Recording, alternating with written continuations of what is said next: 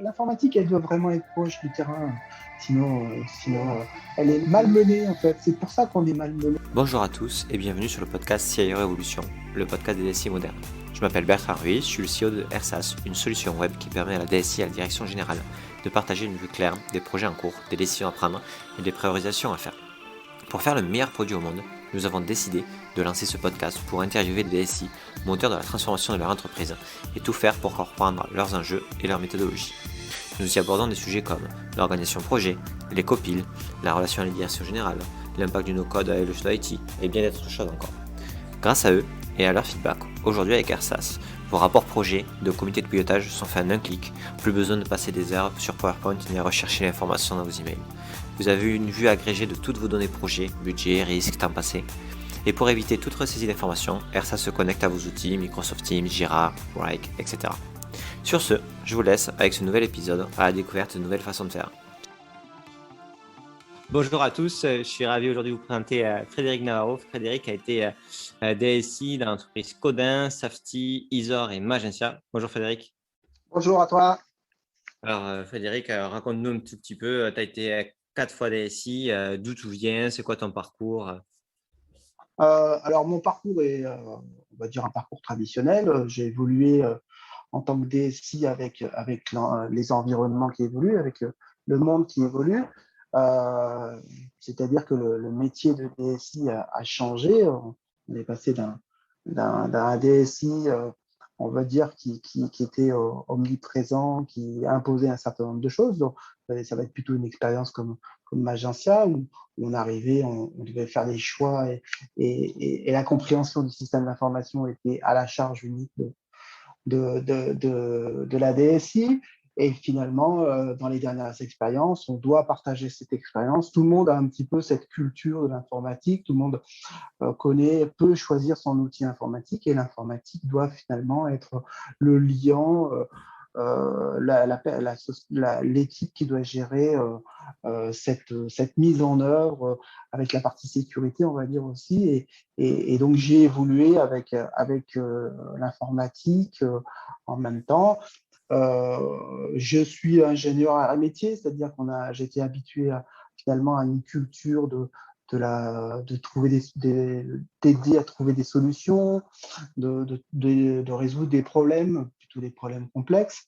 Et donc, justement, on arrive toujours, enfin, avec cette formation, on arrive toujours à s'en sortir, à trouver des solutions, à organiser les sujets. Et puis, c'est vrai que maintenant, l'informatique, et moi, c'est ce que j'aime bien, elle est là pour travailler sur les processus, alors ce qu'on appelle maintenant, on va dire, la digitalisation.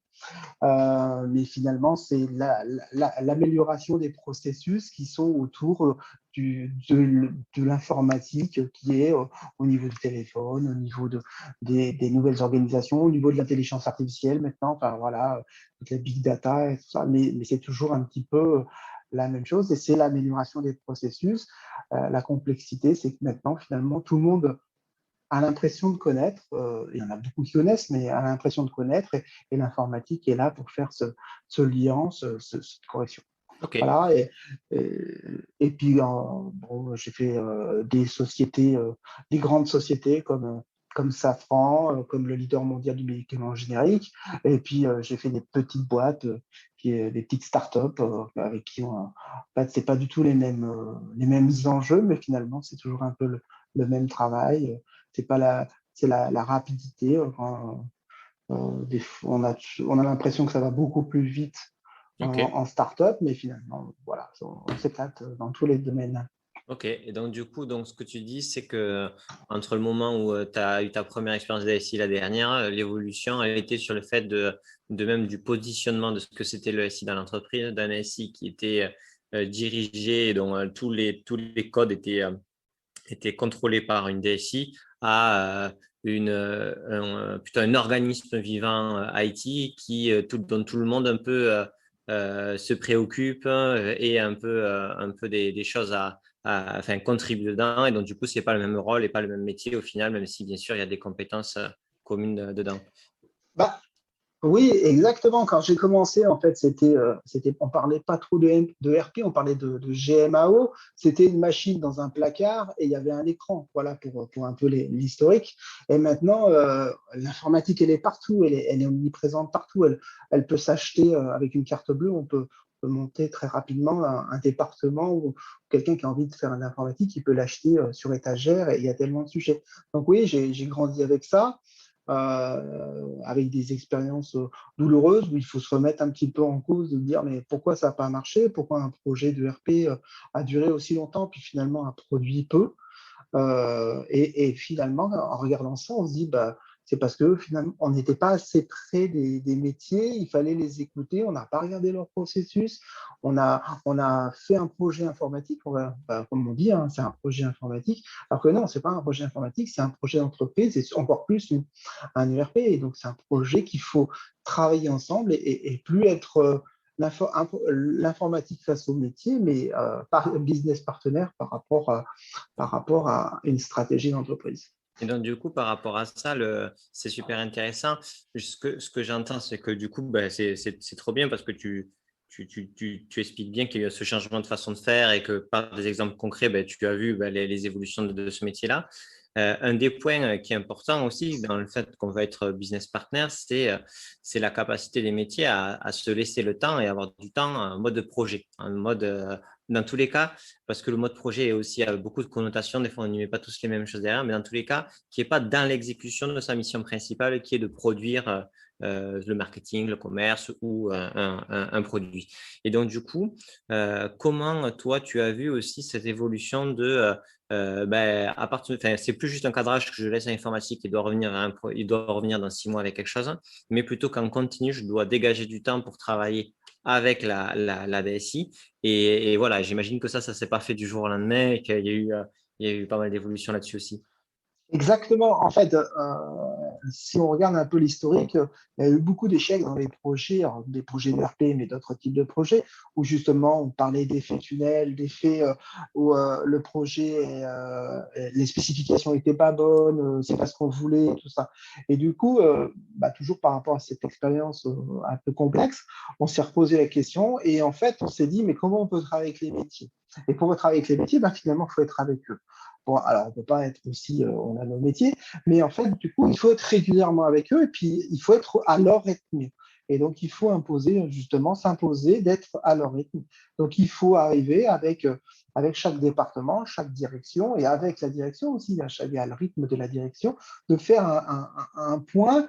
Alors, il faut le trouver, faut le trouver. Alors, certaines sociétés, c'est au mois, des fois, c'est au trimestre, des fois, c'est à la semaine.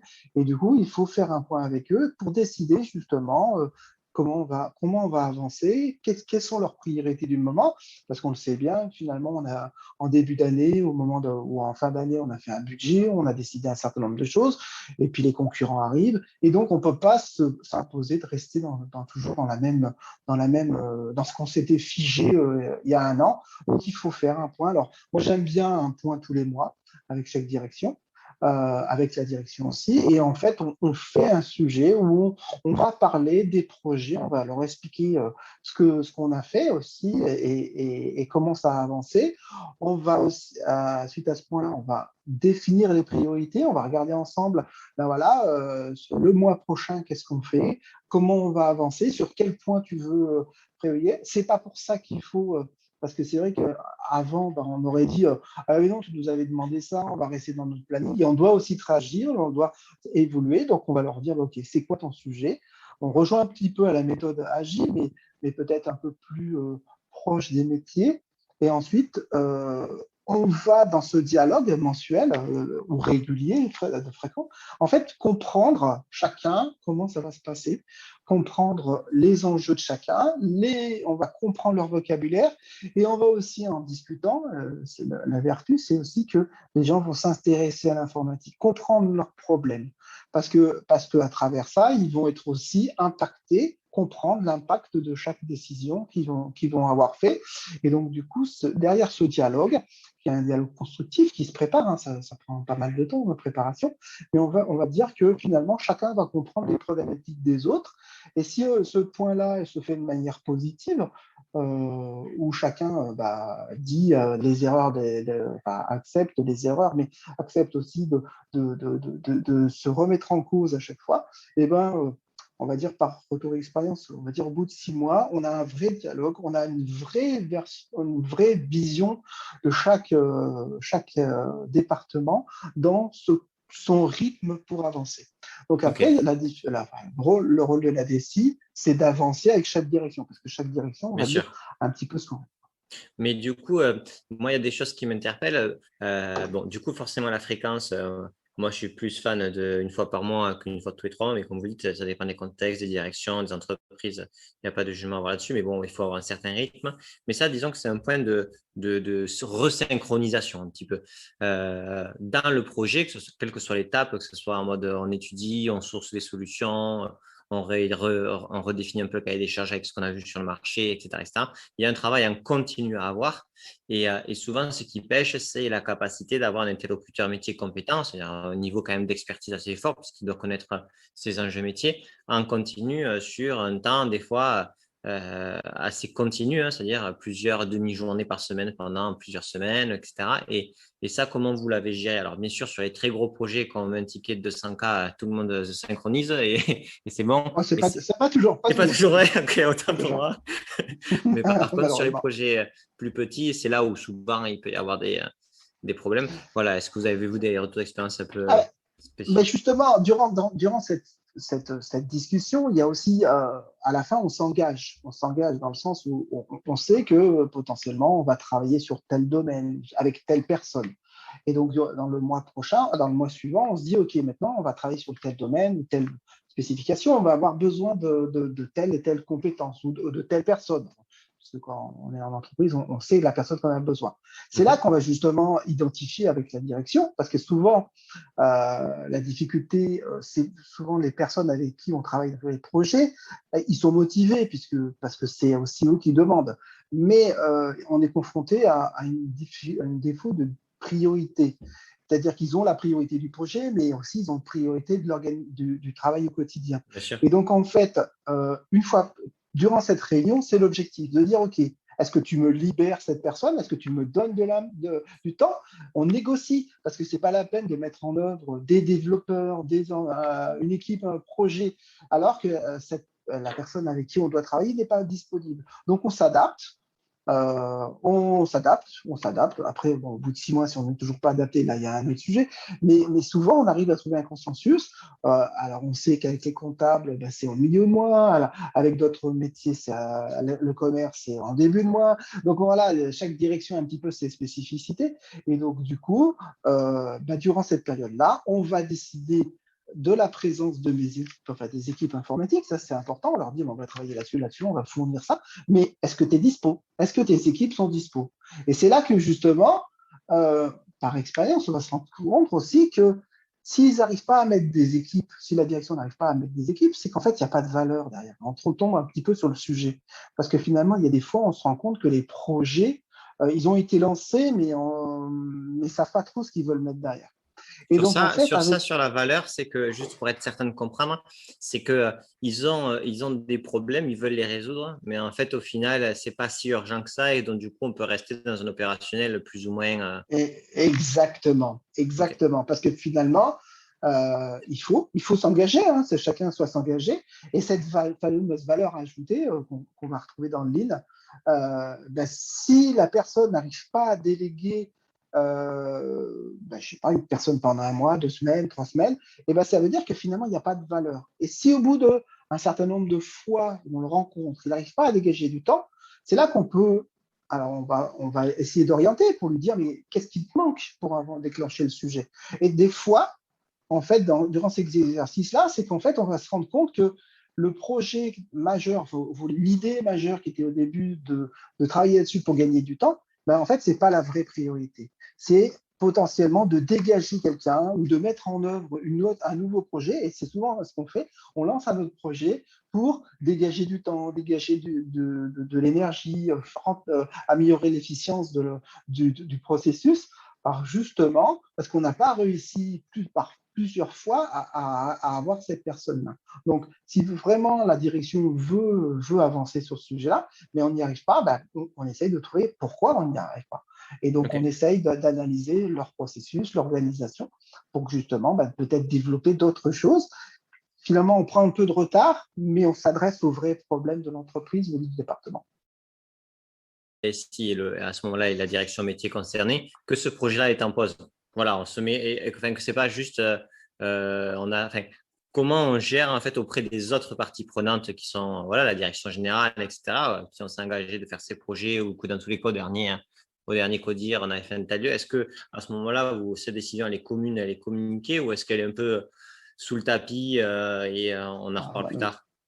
Alors, le principe, c'est quoi en fait? Alors moi, j'aime bien cette méthode. Après, c'est pas toujours applicable, mais moi, j'ai, on va dire, les projets, c'est sur 4 niveaux.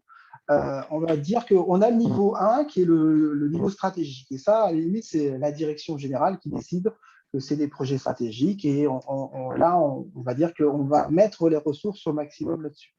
Ensuite, on va avoir le niveau 2 qui sont les projets légaux. Justement, je sais pas, la mise en place d'un certain nombre de composants et on est obligé, on a des contraintes légales, on a des contraintes de tout ordre qui font que finalement, c'est pas les projets les plus sympas. Généralement, c'est pas les projets les plus sympas, c'est les projets qui embêtent tout le monde. Mais en fait, voilà, on les met en niveau 2. Après, on a les projets de direction et on peut après avoir des projets de département. Donc, c'est une classification de départ.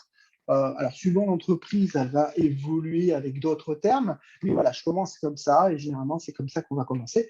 Et ça nous permet aussi donc, de communiquer alors, à la direction sur l'ensemble des projets et à chaque département sur ses projets à lui pour les classifier. Et donc, tous les mois, on leur présente et on leur demande de reclassifier ça.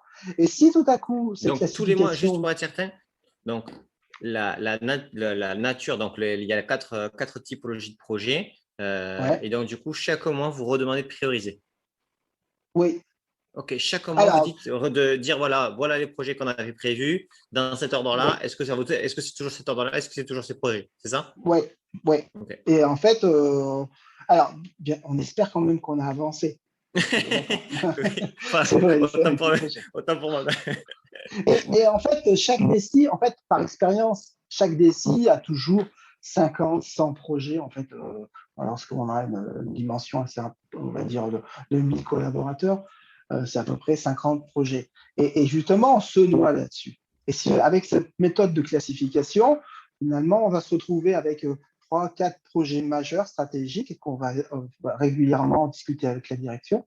Et ensuite, on va avoir des projets légaux, je ne sais pas, à peu près 5 ou 6. Et ensuite, chaque direction va avoir va peut-être 30 des petits sujets, des petits points. Et en OK. fait, ils maîtrisent bien, on utilise leur vocabulaire. Hein. Faut pas croire que on passe des jours et des jours à discuter sur ces projets-là. Non, on utilise leur terminologie, on va dire voilà, telle fonction, tel projet. Et ça va aller très vite dans la reclassification des projets. Souvent aussi, ce que j'aime bien, moi, c'est qu'on a la direction, et puis on a aussi un représentant de chaque direction. On a aussi un product owner ou un collaborateur qui nous aide aussi à préparer ça par rapport à ce département. On a souvent un correspondant du département, un correspondant plutôt fonctionnel qui va nous aider à bien préparer ce sujet. Donc ensuite, on décide très rapidement, on va dire en 1 heure, on rebalaye, on explique. C'est vrai que la première fois, ça prend un petit peu de temps, mais au bout d'un certain Bien temps, sûr. ça va très très vite pour refaire ça et on redonne de la valeur. On OK. va redonner de la valeur avec la vision. Et Et sur ensuite, la. cette valeur-là, Pardon, ouais, allez-y. là, et le sujet, en fait, c'est que si on s'aperçoit vraiment qu'un projet n'avance pas, parce que comme c'est des projets avec chaque département, c'est des projets qui sont à niveau de 3. Ben, en fait, on peut aussi demander à rencontrer la direction pour justement le faire monter comme un plan stratégique au niveau 1 parce que c'est stratégique, parce que finalement, peut y avoir un nouveau concept, un nouveau produit, qui est un produit du département, mais finalement qu'on a besoin de réaffecter des ressources qui étaient, on le sait, pas surchargées, mais bien occupées. Le but, Bien c'est de sûr. les occuper à 100%. Et ben, en fait, on leur dit, voilà, on voudrait remonter ce sujet-là pour nous permettre de se faire. Et ça permettre d'avancer. Et donc, ça fait cette dynamique de communication entre la direction et les métiers. Alors ça, c'est aussi parce que ce retour d'expérience vient aussi que on avait une direction qui voulait communiquer, qui avait sa propre communication.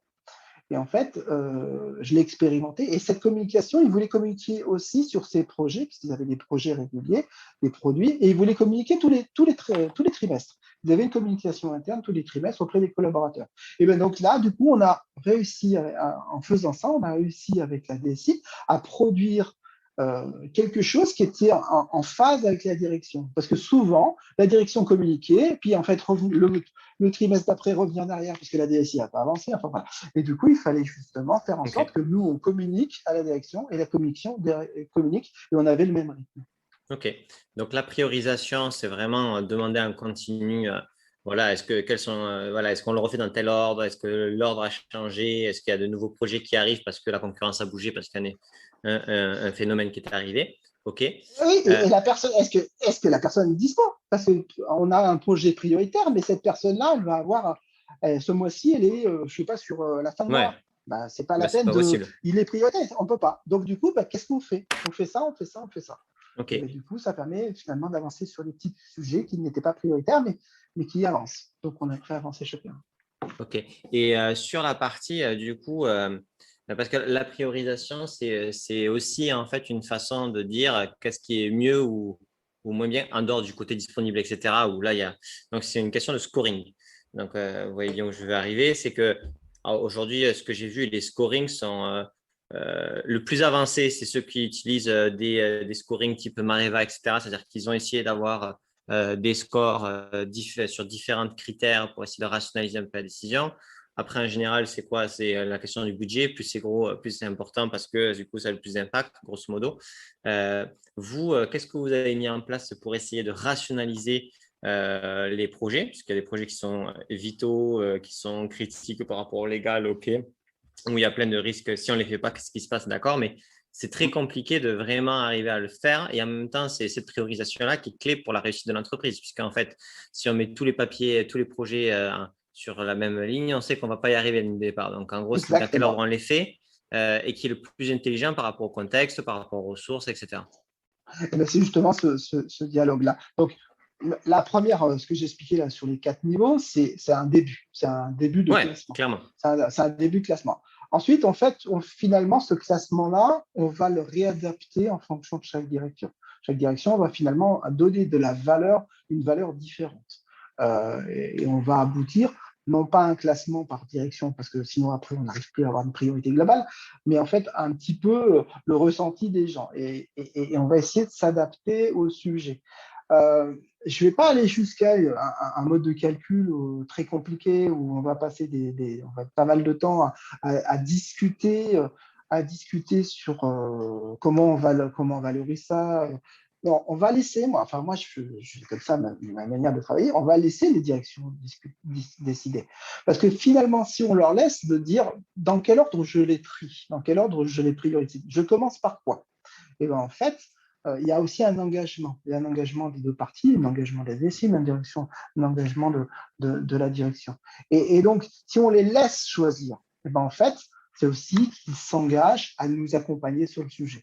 Et donc, on leur dit, ben voilà, tu commences par ça, donc ça veut dire qu'on va faire ça, on a besoin de ça, on a besoin de toi, on a besoin de ça, on a besoin de telle ressource, telle. Est-ce qu'on est prêt pour s'engager durant ce mois-là? Et du coup, cette valeur-là, elle va être beaucoup plus importante et potentiellement, on va commencer sur des sujets qui nous paraissent complètement, on va dire peut-être pas ce que j'aurais commencé moi, mais finalement, c'est le métier qui va choisir. OK. Après, euh, je rappelle aussi qu'on discute avec la direction, qu'on présente l'intégralité des sujets. Donc, en fait, après, il y a un dialogue aussi pour présenter ça. Et des fois, on est rattrapé par la direction qui va nous dire non, non, là ça ne va pas. Il faut pas commencer par ce projet-là. Je sais que c'est le dada de telle personne, mais bon, on va commencer plutôt par celui-ci parce que nous, on a besoin de ça. Donc, il y a cette vision euh, de recul qu'on attend d'une direction générale, qui va prendre du recul et nous aider aussi à vérifier quand même qu'on ne va pas dans tous les sens. Mais si on veut de l'adhésion, si on veut être partenaire de l'ensemble, il faut laisser le choix. Alors nous, on donne des valeurs, on a aussi un travail autour des coûts, des ressources, donc il y a aussi ces sujets-là. Si on peut pas, si on commence à travailler sur des tâches où finalement on va s'engager sur, je sais pas, 300 jours de boulot, ça va pas. Donc, c'est là aussi que on va essayer de travailler en méthode agile et on va décomposer ces projets par fonction, surtout si on fait du développement. On va dire, OK, on commence par quoi, quel développement? Et donc, du coup, on va décomposer les sujets. Ok. Et Sur ça la nous permet question aussi pardon, non, mais ça me fait rebondir parce que sur la question de la priorisation, le métier, donc il peut dire ce qui est le plus important pour lui, mais parce que lui, il a, même s'il n'a pas travaillé à fond, il a un ressenti sur le gain espéré. Par contre, Exactement. ce qu'il n'a pas en face, et c'est là où vous l'aidez, c'est le temps que ça va prendre et le coût que ça va prendre. Et cette priorisation va forcément changer parce que s'il voit qu'il y a 4 petits quick wins qui sont un budget moyen, qui peuvent être faits dans un mois, il va préférer. Donc, comment vous gérez le fait que en fait, les projets commencent à mûrir, ils ne sont pas encore tous au même niveau, etc. Mais vous faites des premières études de coûts pour dire ce budget, ce projet-là, alors que vous n'avez pas encore vraiment, on va dire, deep dive dans le problème, puisque ce n'est pas encore validé que c'est le projet prioritaire. Comment vous donnez une pré-étude de coûts et de temps pour que le métier puisse commencer à faire une priorisation? Alors, ça dépend quel projet c'est. Si on parle d'un exemple d'une application qu'on développe, on sait par expérience, et là c'est un travail aussi avec les métiers les équipes de développement, pardon, de savoir combien va coûter Bien ça. sûr. C'est l'effort qu'on va dépenser tout à l'heure. Je parlais de ce coût-là, mais si c'est l'effort, parce que souvent, ce que ne se rend pas compte, et c'est vrai que le résultat attendu est peut-être minime ou ça leur paraît très simple, mais ce qu'on essaye aussi de leur présenter, c'est l'effort que nous, on a à mettre en œuvre pour arriver à le faire avancer. Donc, du coup, ils ont le temps, ils ont leur vision de valeur, mais ils ont aussi la vision de l'effort derrière. Alors, je parle d'effort parce que ça peut être de la ressource, du matériel, de l'effort chez eux. Et des fois, il faut aussi mettre en perspective par rapport au gain. Et c'est là on peut aussi discuter sur mais tu vas gagner combien? Et du coup, le gain, il n'y a pas vraiment de gain. Et donc, par rapport à cette évaluation de charge, je ne veux pas éviter la question, mais c'est vraiment très difficile. Si on maîtrise bien le sujet, des fois, on a plus de temps. Si on maîtrise bien le sujet, autant le faire, ça va très vite et plutôt que discuter. Et quand on ne sait pas, on discute, on avance, on travaille avec les métiers et c'est un effort. Et c'est aussi la vertu de cet exercice régulier, c'est cet effort-là qu'il faut avoir parce qu'on ne sait pas par quoi ça commence. On sait bien que finalement, les cahiers des charges, les besoins, c'est pas très bien exprimé. Combien de fois on parle d'un sujet avec la direction, avec le correspondant métier, avec la direction métier, en disant, voilà, c'est ce sujet-là, et finalement, même eux, ils continuent à discuter. Alors, je ne dis pas qu'ils ne sont pas d'accord, mais ils continuent à discuter, à s'exprimer. Et finalement, cette expression-là, cette discussion va apporter finalement des éclaircissements qui vont nous permettre de mieux comprendre leurs besoins.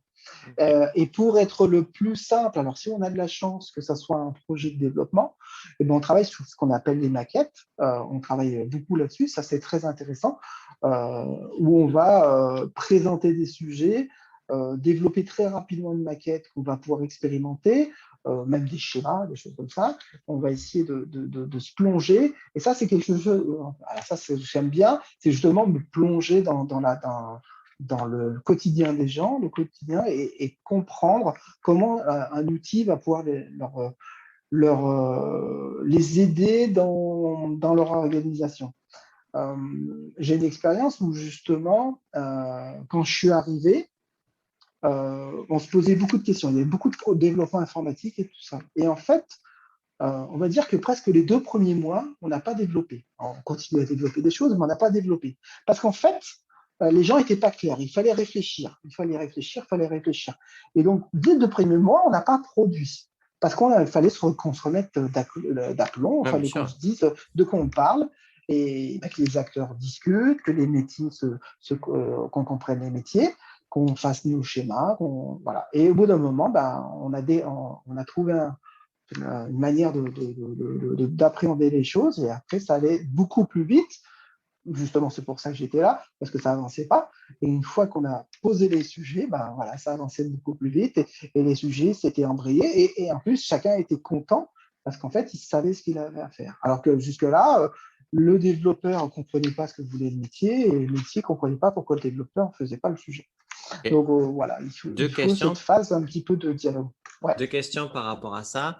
On a rapidement parlé là, c'est le fait que les cadrages sont souvent pas forcément bien faits dans le sens où, bon, déjà, c'est pas quelque chose de statique, on est d'accord, mais que même dans cet effort-là d'essayer de synthétiser le besoin, il y a une difficulté à des fois à expliquer. J'ai 2 questions là-dessus. La première, est-ce que vous avez expérimenté des équipes décentralisées dans les métiers pour que les personnes, et donc du coup d'ailleurs ça m'intéresse la typologie des noms des personnes de chez vous, chefs de projet, BRM, IT Business Partner, est-ce qu'ils étaient localisés géographiquement chez les métiers pour comprendre très bien les problématiques et faciliter cette partie-là, ou est-ce qu'il y avait d'autres stratégies tactiques?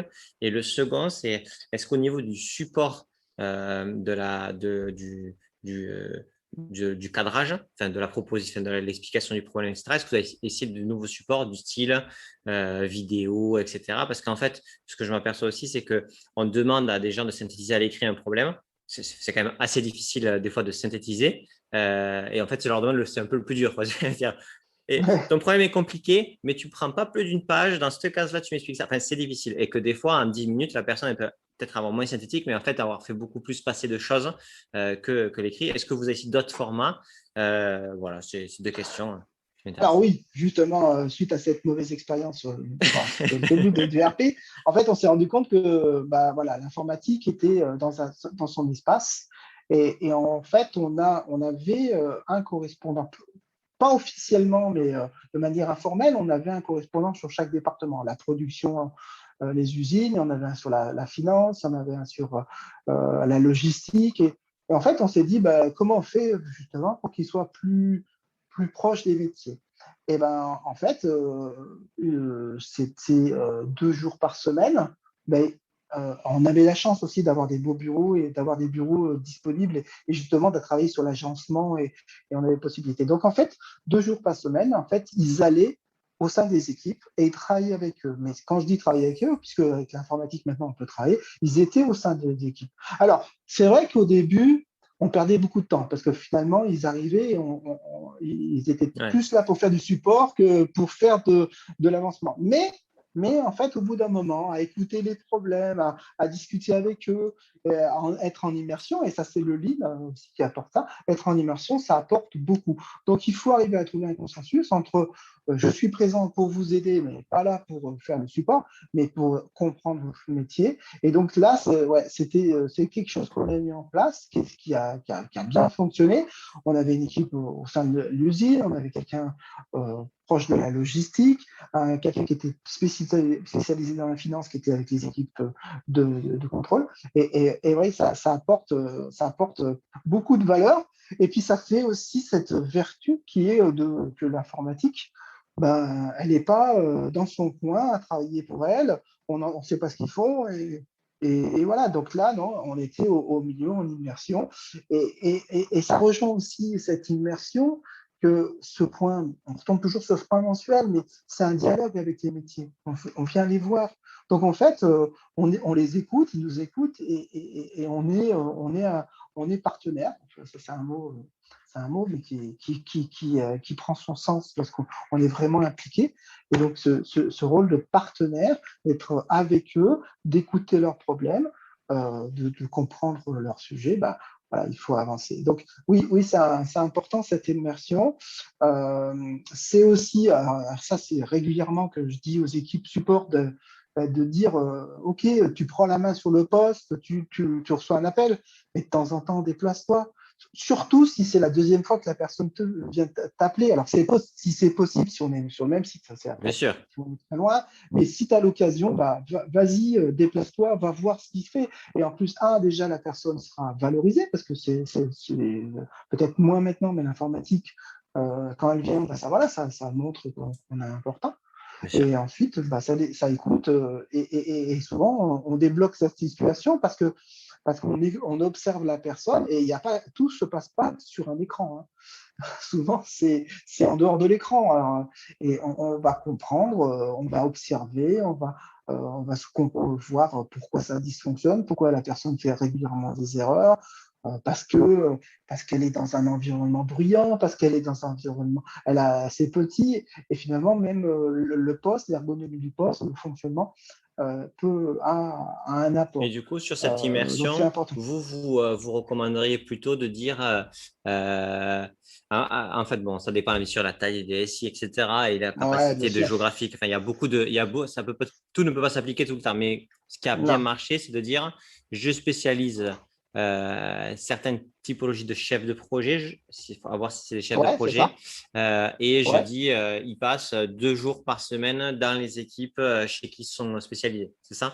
Il y avait des chefs de projet et puis des gens qui faisaient la TMA. Donc Ok. en fait, c'était aussi des gens qui faisaient la TMA. Et cette TMA, ben, elle doit pas être, on ne doit pas appeler quelqu'un à distance, j'ai mon problème. En fait, je te balance mon problème et débrouille-toi avec. Bien Non, sûr. non, je vais là-bas, je me déplace, je vais rencontrer, si on a la possibilité même, je vais dans le département et je vais l'observer pour voir le sujet. Donc ça s'applique au support de l'ordinateur, mais ça s'applique aussi au support applicatif. Et souvent même, on observe, on découvre des sujets qui ne sont pas détectés. Il y a eu des fois où justement on avait des bugs, on ne les comprenait pas, et en observant, bah, la personne ne nous appelle pas pour ça, mais en les observant, on se dit, mais au fait, mais voilà pourquoi il y a un bug, pourquoi telle donnée est mauvaise, pourquoi finalement il manque ça. Parce que la personne, bah, voilà, elle a appris comme ça, elle ne suit pas les modes opératoires, ou elle fait, ça ne l'intéresse pas, et donc du coup, on essaye de le faire prendre conscience que ce qu'elle fait, bah, ça a de l'importance derrière, et si elle ne fait pas ça, bah, voilà, ça va dysfonctionner derrière. Ok. Et, et donc, pour ce déplacement, ouais, c'est important. Après, quand vous avez des équipes, quand on gère des sites, plusieurs sites, et qu'il faut se déplacer, ben voilà, le déplacement une fois par mois, pareil, l'équipe support se déplaçant, ça veut dire aussi qu'on va découvrir des choses, on va rencontrer des choses, et surtout, le support. Alors, c'est une journée, on va dire presque, où on va peu travailler, ça va être de la petite tringlerie, mais le gars du support qui va sur le site va rencontrer les gens, et le dialogue, le discours va être meilleur entre le collaborateur et l'équipe support, celle qui est derrière le téléphone, qui souvent intervient à distance. Et cette distance-là, il faut l'éliminer. Donc, Clairement, l'informatique, elle doit vraiment être proche du terrain, sinon elle est décorrélée, elle est malmenée en fait. C'est pour ça qu'on est malmené à un moment donné. Là. Si on reprend la genèse, c'est parce qu'on était malmené, parce que voilà, on était on loin de la était réalité, un quoi. outil. Voilà, on était loin de la réalité. Et c'était vrai, hein, on était loin de la réalité. Nous, on répondait à un besoin, on faisait notre cahier des charges, on répondait à notre cahier des charges, on livrait les choses, et puis voilà, on passait à autre chose. Non, ben non, ça peut plus marcher. On doit être à l'écoute, on va peut-être moins produire, mais mieux produire. Moi, je préfère mieux produire que moins produire. Du coup, si on pousse la logique un peu plus loin, il y a la DSI va être, si on doit noter la DSI, parce que le sales, il est noté s'il vend, la prod, elle est notée si elle produit, enfin, si on est dans une industrie, etc., etc. Et en fait, la DSI, elle est, non, c'est son taux de satisfaction de ses utilisateurs internes. Alors forcément, il y a la pyramide de Maslow. Hein, si les gens ont des bureaux pourris et pas Internet, vous avez beau faire les meilleurs projets au monde, ça ne marchera pas. Mais passons, on va dire, le minimum syndical qui fait qu'on peut travailler dans de bonnes conditions. Et en fait, il y a un taux de satisfaction des utilisateurs sur les outils qu'ils utilisent et un taux d'adoption des nouveaux projets ou nouvelles solutions que vous mettez en place. Est-ce que ça, dans… Alors, allez-y. Ah, mais c'est sûr qu'il y a une taux d'adoption. Le taux d'adoption, alors c'est pareil. On a le projet informatique, et comme si on a du temps, si on a les moyens, on doit faire un projet d'adoption. Ça, c'est indispensable et on doit avoir ce projet-là. Alors, et ce projet d'adoption, cette partie adoption, elle passe aussi par des collaborateurs et finalement des décisions qu'on va prendre au plus bas de l'échelle en mettant des collaborateurs ou des key users dans la boucle, mais des vrais key users, des gens qui finalement vont porter le projet au sein des sites. Et donc, il faut avoir cette partie-là. Et il faut les écouter, il faut savoir aussi juger de la pertinence, mais il faut les discuter. Et si on rejoint aussi par rapport à cet ensemble de projets qu'on discute tous les mois, ben on peut aussi discuter sur des petits besoins ponctuels qui vont faire justement donner un petit peu de liant, donner un petit peu d'animation localement.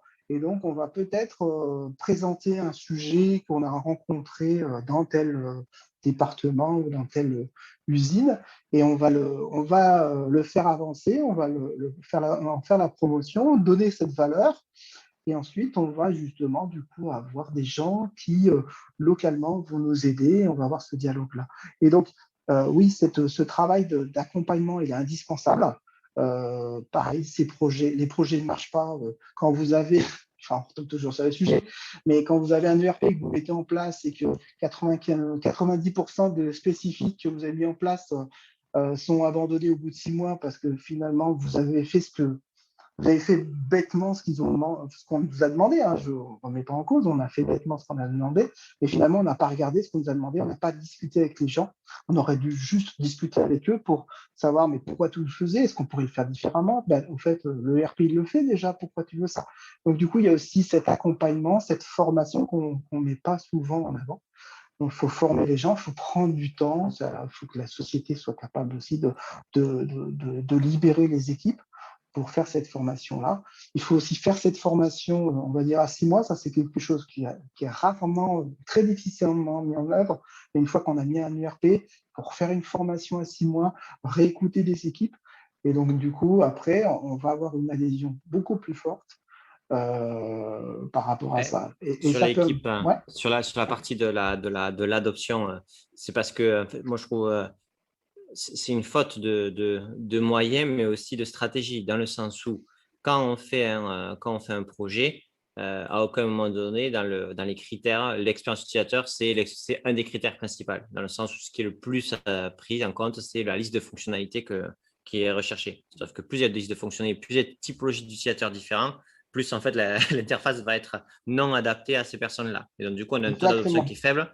Du coup, et ça, franchement, dans les cahiers, dans les appels d'offres, c'est très, très rarement, en fait, mise en valeur. C'est-à-dire qu'à un moment donné, on va comparer les solutions, le top 3, avec une ligne expérience utilisateur, mais on ne va pas aller chercher ça. Ça, je le vois souvent. Et le second point, c'est que dans la DSI, il y a une équipe support. On est d'accord. Il y a une équipe projet. Pas dans toutes les DSI, mais ça commence à augmenter parce que la DSI prend ce rôle de transformation. Mais il n'y a pas d'équipe formation, coaching digital, etc. Non. Donc, tant qu'il n'y a pas une équipe dont la mission, c'est d'être en continu, d'aider les gens à mieux travailler leurs outils, être dans la productivité, et que ce n'est pas juste, je ne sais pas cliquer. Enfin, on parle, pareil, pyramide de Maslow, quoi. Ils savent utiliser des outils, mais ils ne sont pas encore à l'aise, ils n'ont pas tout compris, il y a des choses, il y a des concepts qu'ils n'ont pas appréhendés. Tant qu'il n'y aura pas cette typologie d'équipe, ce sera très compliqué de dire, en fait, comme un projet ne s'arrête pas quand il est shippé, il a une formation qu'on met, donc comme vous l'avez dit, avec une équipe. Est-ce qu'elle a le temps de former? Oui, non. Du coup, si elle n'a pas le temps de former, est-ce que ce projet, ça sert à quelque chose qu'on le finisse là, etc. etc. Alors, il y a deux réponses à ça. Un, déjà, il faut que la direction ait envie de dépenser. Mais en fait, elle a déjà dépensé peut-être 1 million ou 2 millions dans un projet d'envergure et on lui dit, OK, on va continuer à dépenser de l'argent. Sauf que c'est dommage d'avoir dépensé 2 millions sur un superbe outil, puis finalement pas l'utiliser. Parce que la direction on lui a pas communiqué clairement, parce que c'est difficile à faire, le coût de la non-formation, de la non-adaptation. Et donc, du coup, en disant, mais tout ce que tu as investi là, le fait qu'il soit, c'est pas adopté. Donc, du coup, en fait, tous ces projets n'ont servi à quasiment rien. Et si on avait rajouté 2 salaires, etc., ça aurait pu limiter ça. C'est parce que, capitalistiquement parlant, on l'a pas vraiment mesuré. Ouais, mais il y a ce phénomène, mais il y a l'autre phénomène aussi que on veut, après ces projets-là, on donne énormément de choses à apprendre au métier. Moi, j'ai un retour d'expérience où on avait reçu un cahier des charges sur la mise en place d'un CRM. Alors, on avait super bien bossé. Enfin, c'était super. On avait fait toutes les spécifications et en fait, ça ne marchait pas. Ça ne marchait pas parce que le commercial, lorsqu'il devait créer un client, on avait répondu à tous les cas possibles. Donc, en fait, il devait rentrer une centaine de champs. Et donc, Oui, du mais coup, ça, c'est expérience utilisateur, toujours pareil. voilà. Et ben, ouais, mais sauf qu'à un moment donné, on avait répondu au cahier des charges. Et du coup, tous les champs étaient pas nécessaires, mais avaient leur valeur. Mais sauf qu'ils ne savaient même pas lequel faire. Et donc, Bien on a sûr. repris le projet. On a simplifié. Et la première fois qu'on leur a livré le nouvel écran, on leur a dit, ben voilà, je crois qu'il y avait une vingtaine de champs. Alors, ils étaient contents parce que 20 champs, c'est facile à appréhender. Mais en fait, on les avait cachés, les autres. En fait, les autres, on les a fait apparaître petit à petit en fonction des besoins.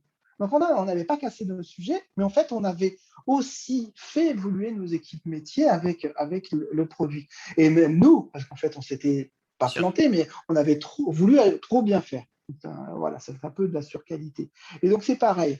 Un ERP, un changement d'ERP, on sait bien que les gens, c'est trop lourd. Et donc, c'est là que il faut arriver à avoir de l'agilité en leur disant, ben voilà, on commence par ces premières fonctionnalités, tu travailles là-dessus, et au bout de 6 mois, on revient d'autres fonctionnalités, on réécoute leurs besoins, et on fait évoluer le RP. Alors, ça dépend comment il est, hein, ça dépend s'il est possible, ça dépend comment le métier peut appréhender ça, et ça dépend aussi de la compétence de chacun, et c'est bien d'avoir un correspondant qui est leader sur le sujet, et du coup, on va simplifier l'écran au maximum tout en répondant aux besoins et puis on va faire évoluer petit à petit les sujets.